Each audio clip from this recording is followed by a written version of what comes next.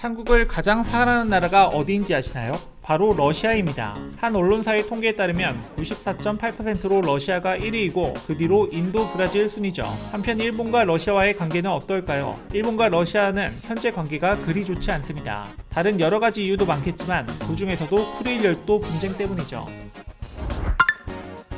일본에게 러시아는 국경선을 마주하고 있는 나라입니다. 태평양 전쟁 이전부터 러시아와 전쟁을 했고 북방 5개 섬의 분쟁에서도 나타났듯 영토 분쟁이라는 문제도 있습니다. 기본적으로 공산국가와 자유민주주의 국가라는 체제가 다른 나라로서 융합될 수 없는 대상입니다. 태평양 전쟁에서 패배한 일본은 소련이 만주를 휩쓸고 북한 지역을 점령하던 1945년 8월에 사할린 역시 소련에게 내주게 됐죠. 상트페테부르크 조약 이후 일본과 소련은 영토 협상에 대해 합의를 이룬 적이 없고 쿠릴 열도를 강제 점령한 소련은 이미 해체되어 없어졌으므로 협정 당사자인 러시아 정부가 반환해야 한다는 것이죠. 하지만 그것은 명백히 일본만의 주장이고 제3자가 보더라도 러일 전쟁의 발발로 그 조약은 폐기된 것이라는 것이 더 설득력 있어 보입니다. 러일 전쟁을 시작한 건 일본이기 때문입니다. 일본은 특히 홋카이도에 인접한 섬 4개는 반드시 돌려받아야 하는 영토라고 주장하는데 러시아가 친절하게 돌려줄 것으로는 보이지 않는 현실입니다. 처음에 러시아는 섬 4개 중 2개는 돌려주려 했었다고 합니다. 하지만 현지 주민들의 엄청난 반대가 있었고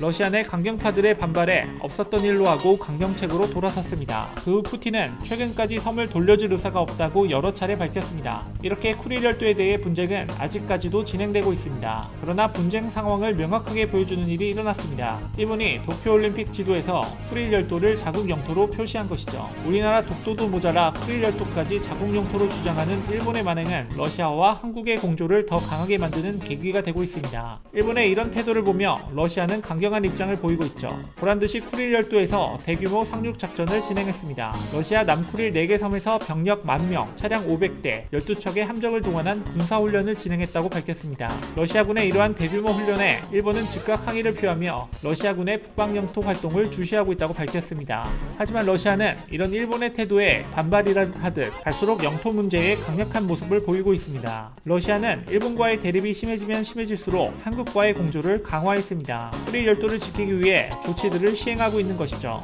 이런 러시아의 한국과의 공조는 러시아인들의 한국에 대한 사랑을 키웠는데요. 러시아에서는 삼성전자, 도시락, 오뚜기는 물론이고 홈쇼핑에서는 대기업도 아닌 한국의 화장품이 완판되기도 했죠. 한국은 일본의 야욕에 맞서 당당하게 독도를 수호하고 있습니다. 러시아는 이런 모습을 취하는 한국의 쿠릴 열도에 받아들여서 일본의 길을 죽이려는 듯한 모습을 보이고 있습니다. 이런 러시아의 횡포에 한국이 쿠릴 열도를 매입하는 게 아니라는 소문까지 돌기 시작했죠. 이에 맞는 가장 대표적인 사례가 약 10년 전인 2011년 5월 일어났습니다. 바로 국회 독도 영토 수호 대책 특별위원회 소속 위원 3명이 24일 쿠릴 열도를 방문하고 돌아왔습니다. 독도 특위위원장인 민주당 강창일 의원과 문학진, 장세영 의원 등 3명은 이날 러시아와 일본이 영유권 분쟁을 빚고 있는 쿠릴 열도 가운데 하나인 쿠나시르 섬을 50분 동안 둘러봤다고 밝혔습니다. 강 위원장 일행은 현지 전기 항공편을 이용해 극동 사할린주 주도 유주노 사할린스크를 출발해 쿠나시르 섬을 둘러본 것으로 알려졌습니다. 쿠나시르는 지난해 11월 러시아의 드미트리 메드베테프 대통령이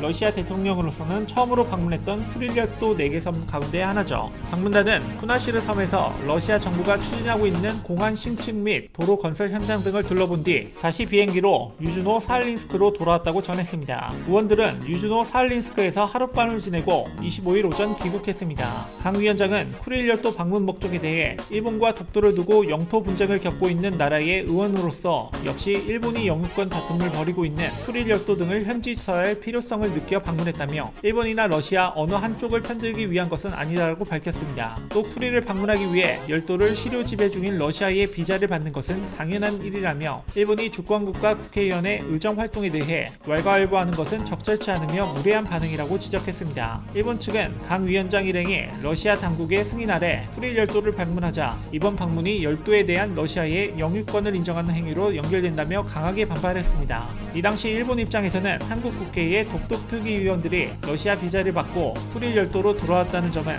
한국은 쿠릴 열도를 당연히 러시아 영토임을 인정하는 모양이었기 때문입니다. 푸틴의 열도 개발 달성을 위한 주요 프로그램 중 하나인 동방경제포럼을 통하여 주변 국가의 경제 협력을 활성화하는 데 있습니다. 특히 눈에 띄는 것은 러시아와 한국 협력의 새로운 분야 중 하나인 러시아 연방 북극권 프로젝트입니다. 전문가들은 북극 항로를 이용하면 현재 항로보다 운항 시간이 10일가량 단축돼 우리나라 해운업계 성장에 중요한 발판이 될 뿐 아니라 에너지, 철도, 조선, 관광 등 다방면으로 수혜를 입을 가능성이 높다고 보고 있습니다. 러시아 극동개발부 장관인 빌렉세이 체콘쿠프는 북극의 관업개발과 인프라 구축은 물론 교통과 관광 분야에 이르기까지 한국 기업에게 대규모 프로젝트를 맡길 예정이라고 밝혔습니다. 실제로 이런 대규모 프로젝트를 한국 기업들이 맡는다면 대한민국이 가져가는 것은 기업의 수익뿐만이 아닙니다. 특히 부산항은 한중일 주요 항만 중에서도 가장 북극과 근접해 경쟁력 확보와 글로벌 물류 허브로서의 역할이 기대됩니다. 푸틴은 북극 항로 연결을 위해 2035년까지 핵추진 세빙선 9척을 추가 운영한다고 밝혔습니다. 이 또한 한국에서 맡게 될 가능성이 높은데요. 아시다시피 대한민국은 조선산업 1위 국가입니다.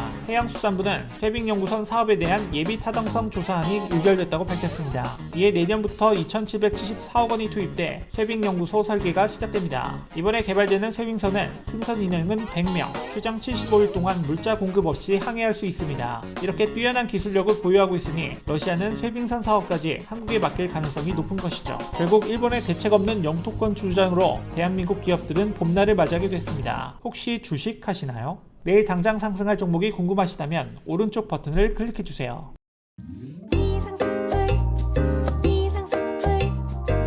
주식을 모르면 이상스쿨. 주식 모르니 이상스쿨.